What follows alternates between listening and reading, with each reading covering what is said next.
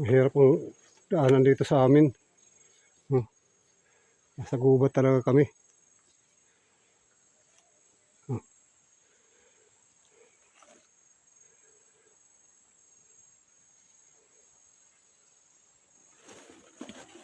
Asawa ko.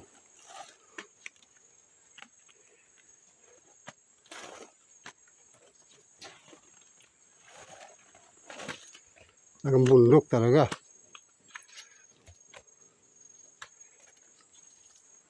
Pero ano to dito?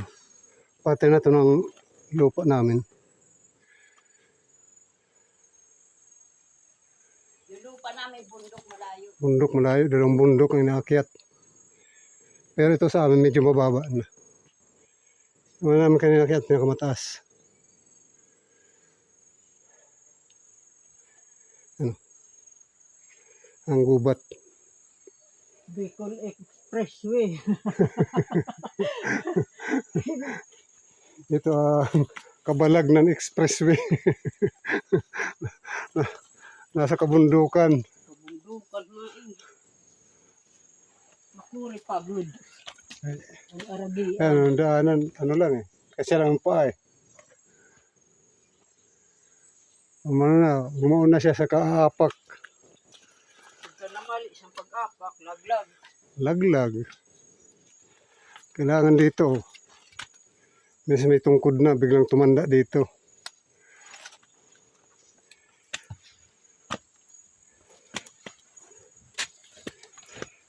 Ang lakad namin mula sa baryo hanggang dito, sa mga 2 oras na siguro mahigit.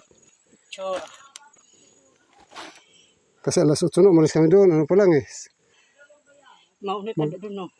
Mag-alas 6 pa lang eh. Pero ito, nandito na kami sa lugar namin. Sa nyuga namin. Yan, nyuga na namin. Papasok na kami. Itong lugar na to, lupa na namin to.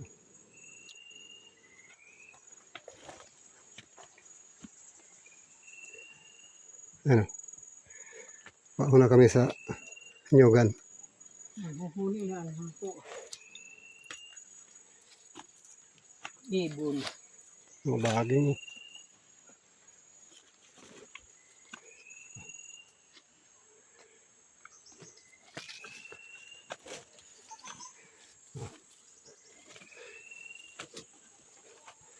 So kung umakyat ng bundok, tuk-tuk na kami. Noon din, di ba? Oo.